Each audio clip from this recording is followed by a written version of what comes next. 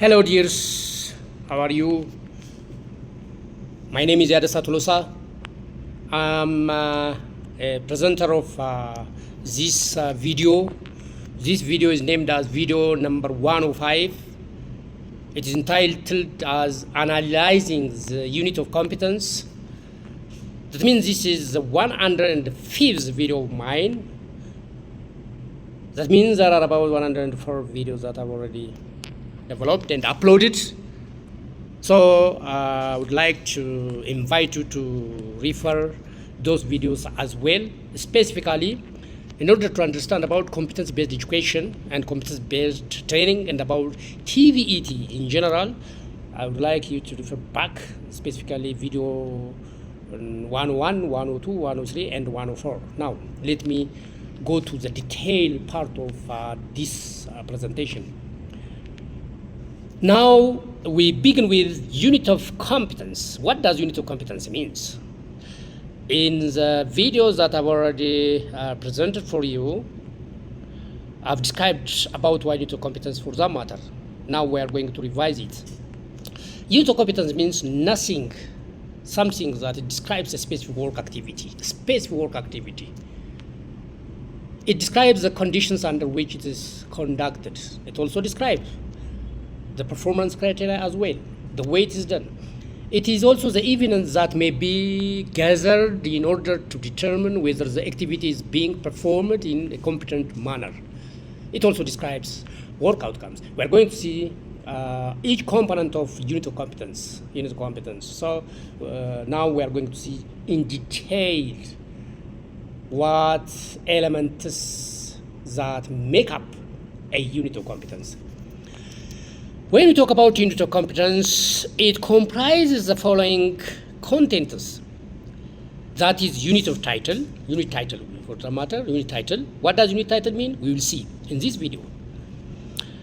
What does unit code means? We will see. We will see also unit descriptor, and also there is what you call it elements of competence. When you say element, it is simply a broken down activity of a unit of competence. We'll see also what performance criteria means. For the matter, performance criteria is the standard to which this element or activity to be performed. Another is range of variables, what we see. What does range of variables means? What does it contain? We'll see. Another thing that we're going to see in this video is another issue we are going to see in this video is about evidence guide. What does evidence guide means? What does it contain? Now, let me begin with what unit title means. Unit title, when you say, at its name describes, unit title means the title of the competence unit. It also refers to the title of the general area of competence, which is expressed in outcome terms. Yeah, it is expressed in outcome terms. Outcome terms means action terms. For instance, cut a piece of wood, for that matter. Or maybe you can say, for example, hammer a nail, paint the surface of a wood, something like that. So these words such as cut, paint, remove are action verbs. We don't use words such as understand, know, something like that. It should be action or outcome verbs that we are going to see. This in order to show action, in order to show outcome based, in order to show outcome. That means we should do something so that we can get outcome. For instance, work with others. This is one unit title. Or if we are talking about entrepreneurship, we can say developing entrepreneurial strategies. Some use ing, of course, gerund. Some others use simply verb one. Anyways, the verb should be action. Another issue that we are going to see in this video is about unit descriptor. What does unit descriptor mean? Unit descriptor, when you say, it's nothing. The statement that describes a unit, nothing. Literally, and in short, that is the way. It defines the scope area of work as described in the unit. Scope, to what extent that work should be done. It assists in clarifying the unit title and roles and relationship with other industry units. Help to differentiate between units with similar title. Yeah, some title might be similar. For instance, develop a report or write a report. When you say this is general explanation, but when we describe it, what type of report that is going to be seen, we have to see. Is it quarterly based report, annual report, weekly report? A report of what? So it more describes the unit. It elaborates the unit. That is, it expounds the unit. Example: this unit covers the experience, the needs to formulate the right strategy in a given situation and develop the competency to use strategies effectively under a given condition. So it elaborates more. Another issue that we are going to see when we talk about unit of competence is element. What does element mean? We are going to see element when you say, it is basic building blocks of the unit. Yeah, it is one part of unit. That means multiple of elements make up a unit or a unit of competence. Element describes the key purpose of the unit. It also describes in outcome terms the key activities that person should perform. So that's all about elements. Regarding what elements are, we will see in this video. In other video also, we will see the importance of all these elements. Now, another issue that should be considered when you talk about unit of competence is the unit title. Example: unit title, work with others. Now, what are elements? The elements are: 1, develop effective workplace relationship; 2, contribute to work group activities. There are also other elements that together form the unit of competence named as work with others. In order to work with others, one has to develop effective workplace relationship, one has to contribute to work group activities, among many other elements or activities that should be undertaken. So from this, what we understand is these two elements together with other elements, for that matter, form or enable one to be said worked with others or worked with team.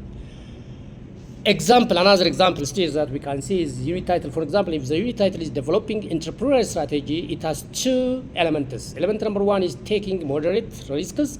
The second one is formulating entrepreneurial strategy. There are also others, by the way. So nothing else. Elements, when you say it, is break down activities of a specific unit of competence for that matter. Great. Having said this, now we will move to performance criteria. What does performance criteria mean? As its name indicates, performance criteria, when say when something or one activity is undertaken, it should be undertaken to the standard. It should be undertaken to the criteria. So performance criteria is nothing but it is performance standard. To what standard something should be done? For example, if you say cut a piece of wood, to what standard? For what purpose? How to cut? What to make use of with that piece of wood that is cut? What instrument is to be used? Is it saw or something else?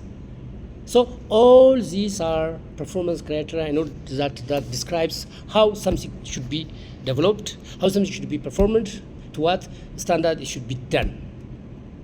Because when the work is done, every work should be done to this standard. So performance criteria, when I read what is written here, is it specifies activities, knowledge, skills, and understanding which provide evidence of competent performance. It also specifies the required level of performance. As I've said, it is also a task performed as per prescribed procedure. There are some examples for performance criteria. For example, by the way, performance criteria is the criteria for element, not for unit of competence. For each element should have 1 or 2 or 3 performance criteria or performance standard. When we talk about performance standard, it shows the steps. It shows also the qualifiers. To what standard something should be, that activity or element should be performed. For instance, there are 1, 1, 1, 2, 1, 3 examples that are put example for element develop effective workplace relationship. So first, duties and responsibilities are done in a positive manner to promote cooperation and good relationship. Second, assistance is sought from work group when difficulties arise and addressed through discussion. And third, feedback provided by others in the team is encouraged, acknowledged, and acted upon. So it elaborates, by the way, it expound and elaborate more. It elaborate more elements, how to perform, to what standard to perform, what materials that we are going to do, in what environment or conditions that this should be undertaken. All this is all about performance criteria. Now, we move to range of variables. As its name indicates, range means continuum. Continuum, when you say there is begin, there is the place where you begin, the place where to end. Within that, there are many continuum.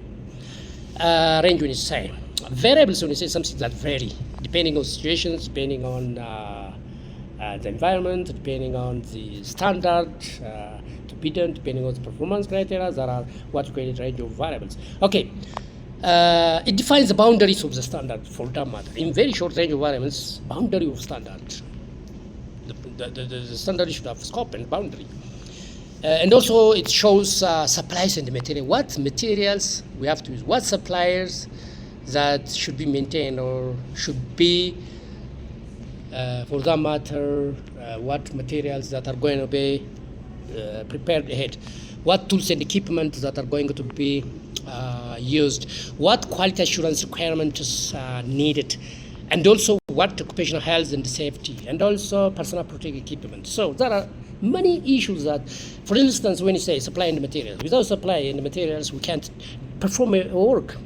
Without tools and equipment, we can't. For example, in order to cut a piece of wood, there should be a saw. A saw. There should be a piece of wood. There are other issues also. There are a kind of bench work. Therefore, there should be a kind of bench on which we put that piece of wood to cut. And also quality assurance requirements. So quality. What standard is that? Quality, when you say wood, that wood should be checked. Its quality should be checked. And also occupational health and safety. Whenever we do something, the personal protective equipment, occupational health and safety, when you say, for example, when you cut a piece of wood, that is a good example, we have to take care not to cut our fingers, not to damage the wood, the piece of wood even. So when we talk about occupational health and safety, we say we have to take care about ourselves, we have to take care about the materials and the tools we are going to use, among many others. That is a very important part. By the way, whenever I teach or whenever I tell you, one of the very important part in world of work is taking occupational health and safety in consideration. Personal protective equipment, yeah. Whenever you do something, there are wears that you wear. There are, for example, glove. You have to glove. You have to wear a kind of protective shoes or jacket or what you call it. There are different wear that maybe it is a kind of overcoat or something like that. So what type of shoes should we wear, what type of clothes that we wear, what type of gloves, even eyeglasses to protect your eyes from damage, maybe your ear, so something like that. So such kind of things should be considered when we talk about personal protective equipment. Helmet, for that matter, for hair, to protect your hair from being hurt. So all these are what are put in the range of variables.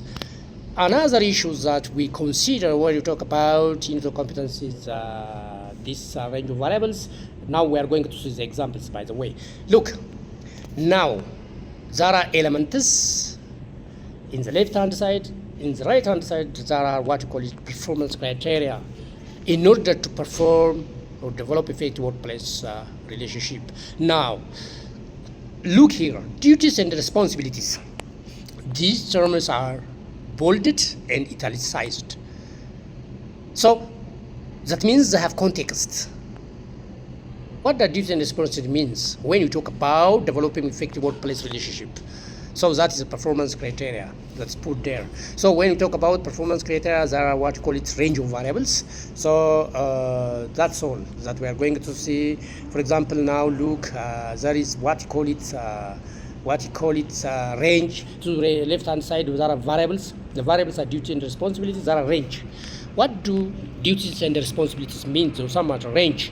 Duty and responsibility, when you say we are talking about duty description and deployment arrangement, we are talking about organizations, policy relevant to work, role, we are talking about organizational structure, where all these 4 or 5 issues, what we talk about is goes with range of variables. That means the variables are to the left hand side, and the range means the qualifiers, what those terms means are the right hand side. It explains or it elaborates or expounds what variables are. So that is a very important part, specifically to analyze the work activities. Another issue that we see is evidence guide. When we talk about evidence guides, there is something that we should take into consideration after all. Look, when we talk about competency standard, when we talk about occupational standard, when we talk about competency-based training, we are talking about two major issues. The first issue is standard. Occupational standard or competency standard should be developed. One thing. The other is assessment tools development. Assessment tools should be developed as well.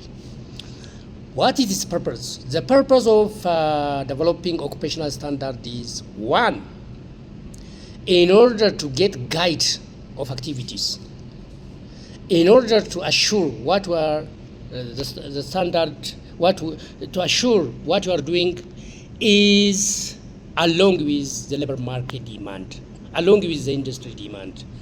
Another importance of developing occupational standard is it is from that occupational standard that curriculum and training materials are developed. In other words, when we come to academia, when we bring to teaching learning process or to training, curriculum and training materials should be developed. Training and curriculum should be developed from occupational standard. If we talk about if we implement really competency-based training.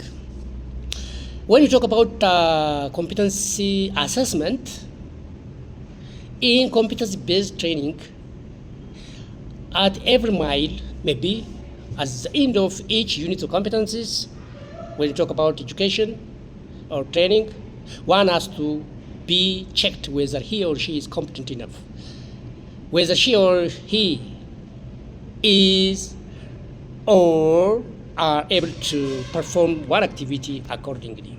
So at each competence, one has to be checked if he or she is, one has to be assessed for that matter, each competence, and also one has to be assessed the whole competence for that matter, whether he or she is competent enough to perform all activities that are put or articulated in occupational standard. So in order to do this evidence guide help us. Evidence guide means it relates direct to elements. It goes with performance criteria, and also it shows range of variables. It's evidence guide, when you say, in short, in brief, it guides the assessor in the direction, in the collection of evidence for that matter. So it is a guide. Okay, now where we go to still evidence guide, there are parts of the evidence guide that we will see. What does evidence guide comprise of? There are 5 sections that evidence guide have. The first one is critical aspect of competence. What does critical aspect of competence means? We'll see underpinning knowledge, underpinning skills, resource implications. We'll see these things in detail, one by one. And also there are what we call it method and context assessment. We are going to see soon. Now, let us begin with what we call is critical aspect of competence. Critical aspect of competence is one part of one of the 5 evidence guides. It tells the assessor what evidence is essential for successful performance. Critical means very important. Very important that we should give emphasis. From all activities, we should be emphasized. In short, that is what it shows. It shows the knowledge, evidence, things that must be known. It also shows or describes product evidence, completes work, price, service to a specification. So it identifies the essential, by the way. Which one is essential? Of course, all of them are essential, but some are, as say goes, all people are equal, but some people are more equal than others. In the same manner, there are some issues that are very important and must be given due attention. It is the process evidence also, that means compiles with industry practice and procedures. Now, the second part of evidence guide is what you call it underpinning knowledge and attitude. As its name indicates, underpinning means supporting, scaffolding, yeah? That means the knowledge and attitudes that is very important in order to perform some work. As you know, whenever you perform a work, one has to have or acquire knowledge and skills, and also develop work ethics, what you call it attitude.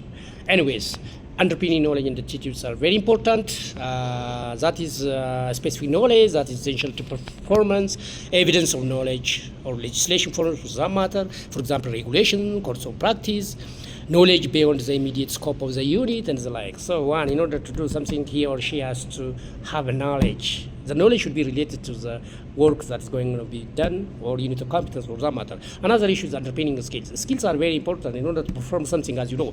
Underpinning skills means supporting skills, scaffolding skills. What does it mean? It is the skill needed to achieve the elements and the performance criteria set in each unit of competence. By the way, when you talk about evidence guides, it is done not for each element, but for each unit of competence for that matter. And also another issue when we talk about evidence guide is resource implications. Resource implication means nothing but the resources that are needed, the tools, the equipment, and other resource information and the like that are needed.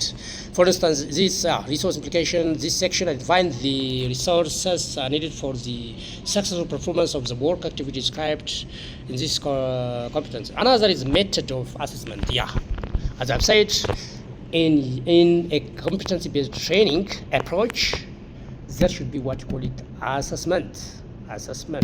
By the way, assessment tools are developed from occupational standard, not from the curriculum or the training materials. It is developed. Assessment tools are developed by industry, not by the teacher for that matter. Of course, the teachers can also. That are the ways they do, especially when you talk about competency-based in school. The teachers can do also, but those teachers should be certified assessor for that matter. Even the industry, when you say they should be certified assessor, it is certified assessors that develop assessment tools and also do assessment. So methods of assessment, there are different methods of assessment for that matter. It might be qualitative, it might be practical, it might be simulator. It must be in the real world environment, depending on, or it might be portfolio, checking portfolio, what others done so far, or it might be evidence others such as certification, whatsoever. So all these together should be assessed by certified assessors. And finally, if she or he, the candidate, is competent enough, the certificate that certifies he or she to be competent is given to her, offered to her or him. If not, that means she or he is not yet competent. He is not competent. No, he is not yet competent. She is not yet competent. If she could not pass, for that matter, literally when you talk, if she or he fails, of course we don't say fail, not yet competent. Okay, technically or theoretically speaking, you say not yet competent. That means you have a room to be competent if you do well, if you practice and come another time to be assessed. Assessment is not one-time activity. Assessment is, one can be assessed again and again till he passes to the next level. Well, it is also possible place of assessment should be where to be assessed. All these are the contexts that support in method assessment and context of assessment. Okay, having said all these things about competence, now there are also other related videos that I put here, but my videos that I've already prepared and uploaded for you on my YouTube channel are not confined to this. There are others also, by the way.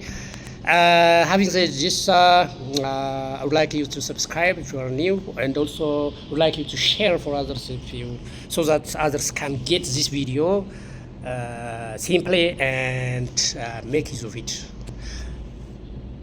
This all about my profile. I mean who I am, my contact address, and also my professional skills, my educational background, and my work experience.